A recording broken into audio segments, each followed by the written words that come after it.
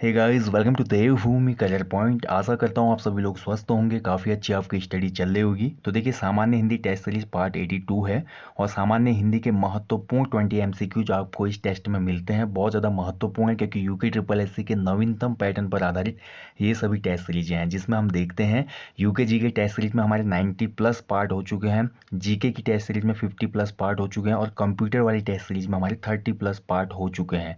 यानी कि अगर आप UK triple SC group C exam की तैयारी कर रहे हैं तो अपनी तैयारी का आकलन करने के लिए इससे बेहतर प्लेटफॉर्म आपका दूसरा नहीं होगा। इसलिए मैं बोलता हूँ आपको इन टेस्ट सीरीजों को आपने फॉलो करना है। तो आज का जो ये हिंदी का टेस्ट है पार्ट 82 तक हम पहुँच गए हैं और इस 82 वाले पार्ट में भी बहुत अच्छे हिंदी के स्टैंडर्ड क्वेश्चन हैं based on UK triple SC latest pattern of group C exam. Okay, तो चलिए देखेंगे, बहुत अच्छे क्वेश्चन है, अपना स्कोर कमेंट कीजिएगा। बाकी किसी क्वेश्चन में डाउट क्वेरी होती है तो वो भी आप कमेंट कर सकते हैं। तो पहला क्वेश्चन आपके सामने देखिए, हल्दी शब्द का तत्सम क्या होगा। तो हल्दी जो शब्द है इसका तत्सम आपने बताना है। तो तत्सम शब्द क्या होता है, चैनल पर हमारी डिस्क्रिप्टिव वीडियो पर है, वीडियो भी बनी हुई है हिंदी वाली प्लेलिस्ट में, तो आप जरूर देखिएगा। तत्सम शब्द वो शब्द होता है जो संस्कृत से ज्यों के त्यों लिए गए हैं, यानी कि उनमें किसी भी प्रकार का विकार नहीं हुआ। ठीक है, तद्भव क्या होता है, उनमें संस्कृत से हिंदी में आते आते विकार पैदा हो जाते हैं। तो तद्भव शब्द, तत्सम शब्द आप अच्छे से समझते हैं। तो हल्दी का जो तत्सम होगा इसमें वो होगा हरिद्रा, यानी कि ऑप्शन ए इसमें सही उत्तर है, हरिद्रा। ओके, चलिए बढ़ते हैं अगले क्वेश्चन की तरफ। प वर्ग का उच्चारण कहाँ से होता है। तो प वर्ग का उच्चारण स्थान आपने बताना है।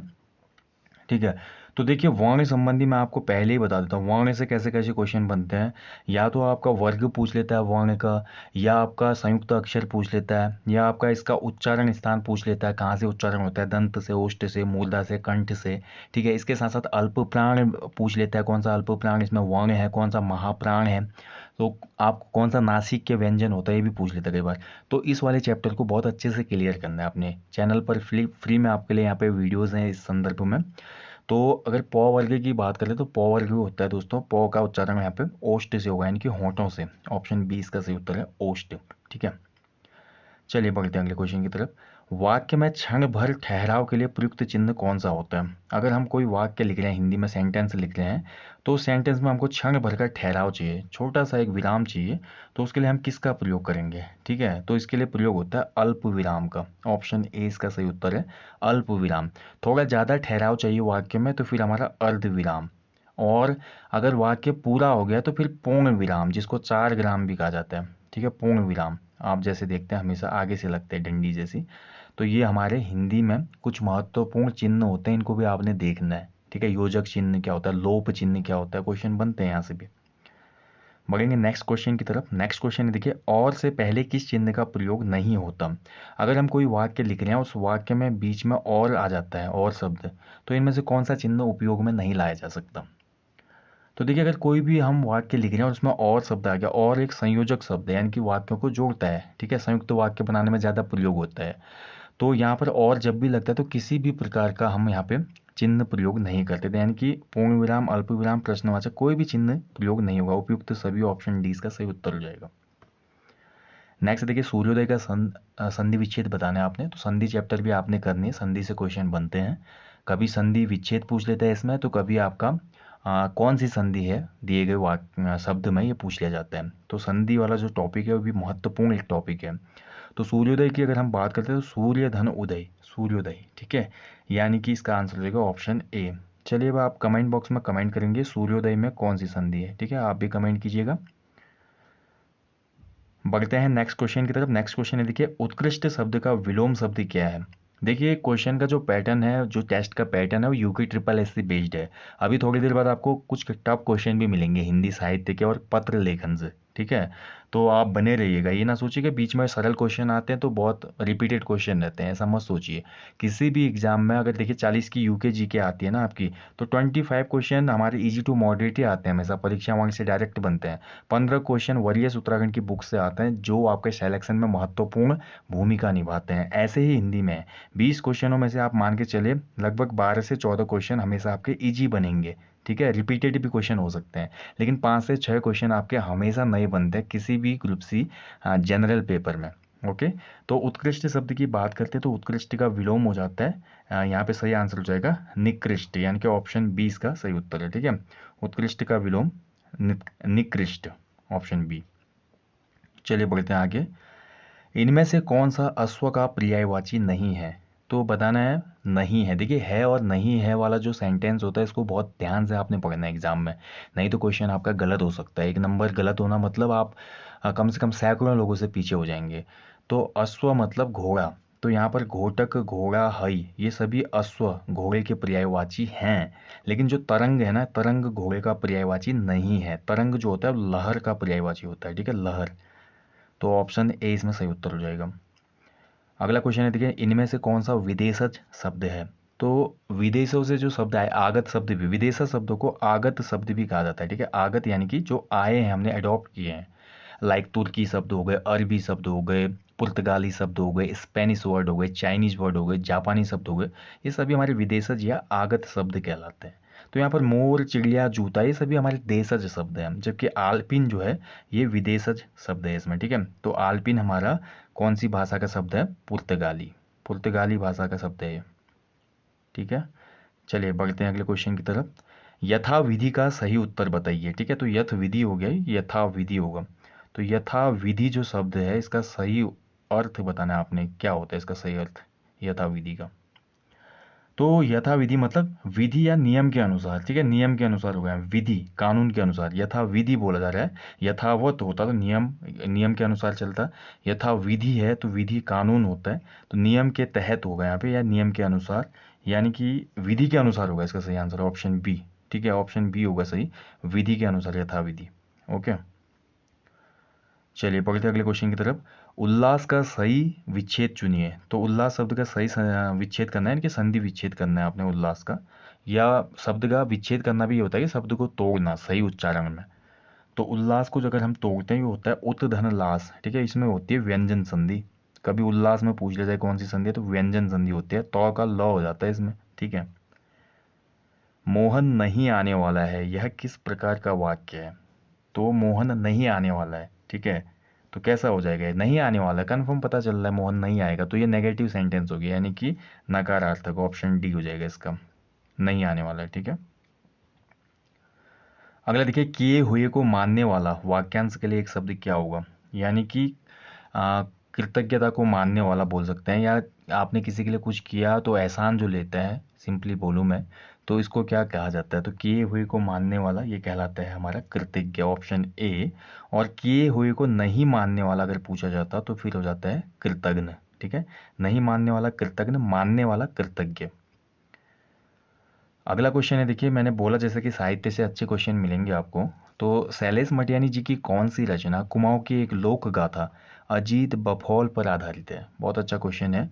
तो देखिए आजकल रचनाओं की विधाएं भी पूछ रहे हैं, जो रचनाकार हैं उनकी विधाएं भी पूछ ली जा रही हैं, उसके साथ साथ कभी कभी पात्र भी पूछ लिए जा रहे हैं, और जो महत्वपूर्ण रचना या कहानी है उसके या उपन्यास के, या कभी कभी उसकी विषय वस्तु भी पूछ ली जा रही है कि जो उपन्यास है उसकी विषय वस्तु क्या है। तो यहाँ पर शैलेश मटियानी जी के उपन्यास हैं ये। इन उपन्यासों में ये पूछा गया कि कौन से उपन्यास की जो कहानी है वो बेस्ड है कुमाऊं की एक लोक गाथा अजीत बफौल पे, ठीक है। तो इसका राइट आंसर है ऑप्शन है मुख सरोवर के हंस। तो मुख सरोवर के हंस कहानी आधारित है कुमाऊं की एक लोक गाथा पर। देखिए मैंने इनका एक चैप्टर दिया था, शैलेश मटियानी जी की रचनाओं की विषय वस्तु और मनोहर श्याम जोशी जी की रचनाओं की विषय वस्तु, जरूर देखिएगा, इसी प्लेलिस्ट में है, हिंदी वाली में। बोरीवली से बोरीबंदर तक ये शैलेश मटियानी जी की ही रचना है, जो कि आधारित है बम्बई के आधुनिक भागदौड़ वाली जिंदगी पे। हौलदार जो है ये भी कुमाऊं अंचल की एक कहानी है, और जबकि छोटे छोटे पक्षी जो है ये एक प्रेम कथा पे आधारित रचना है शैलेश मटियानी जी की, ठीक है। चलिए बढ़ते हैं अगले क्वेश्चन की तरफ। निम्न में से शब्द अलंकार नहीं है, तो कौन सा शब्द अलंकार नहीं है दिए गए विकल्पों में? तो देखिए अनुप्रास अलंकार, यमक अलंकार, वक्रोक्ति अलंकार, ये सभी शब्दालंकार के भेद हैं, जबकि जो उपमा अलंकार है ये अर्थालंकार का भेद है, ठीक है, अर्थालंकार का। तो अलंकार के चैप्टर भी हैं, 3 पार्टों में मैंने यहाँ पे दिया हुआ है, अच्छे से आप देख लीजिएगा, ट्रिक भी बताई गई है कैसे आपने पहचानना है। नेक्स्ट क्वेश्चन है, देखिए धनपत राय को प्रेमचंद नाम किसने दिया था? बहुत अच्छा क्वेश्चन है। देखिए जो प्रेमचंद है हमारे मुंशी प्रेमचंद, इनको कहानी सम्राट भी कहा जाता है और इनको उपन्यास सम्राट भी कहा जाता है, ठीक है, दोनों इन्हीं के नाम है, ध्यान रखेंगे। तो कहानी और उपन्यास सम्राट मुंशी प्रेमचंद, इनका जो पहले ये रचनाएं करते थे वो नवाब राय के नाम से लिखते थे ये रचनाओं को, और इनका जो ओरिजिनल नेम था वो था धनपत राय श्रीवास्तव। तो इनको सबसे पहले प्रेमचंद बोला था किसने? दया नारायण निगम ने, यानी कि ऑप्शन ए इसमें सही उत्तर है, दया नारायण निगम। चलिए बढ़ते हैं अगले क्वेश्चन की तरफ। राम भक्त कवियों के काव्य में कौन सी भाषा प्रयुक्त हुई है? तो जो राम भक्त कवि हैं इनके काव्य में हमको कौन सी भाषा देखने को मिलती है? अच्छा क्वेश्चन है भी। ठीक है, तो इसका राइट आंसर दोस्तों, राम भक्त जो कवि हुए जैसे तुलसीदास जी हैं, तो खासकर इनकी रचनाएं हमको अवधि में भी मिलती है, ब्रज भाषा में भी मिलती है, यानी कि ऑप्शन सी हो जाएगा, ए और बी दोनों। ठीक है, तो ए और बी राइट आंसर है इसका। निम्न में से पत्र की विशेषता नहीं है। तो यहाँ पर देखिए जो पत्र लेखन वाला चैप्टर है उसके भी एक दो वीडियो मैंने इसमें दी हुई है डिटेल में। अगर आप देखना चाहते हैं तो फिर डिटेल में देखने के लिए आपको दोस्तों मैं हमेशा बोलता हूँ, देखिए जो अफोर्ड कर सकता है हमारा हिंदी का कोर्स भी हमारे एप्लीकेशन के स्टोर पे, वहाँ पर आपको सभी टॉपिक करवाए गए हैं, पत्र लेखन, जितने भी महत्वपूर्ण टॉपिक हैं, पेज लेआउट हो गया, हिंदी फ़ॉन्ट हो गया, जनसंचार वाला टॉपिक हो गया, पत्रकारिता का विकास हिंदी में, ठीक है, और कार्यालयी भाषा, ये सभी टॉपिक आपको उसमें मिल जाते हैं।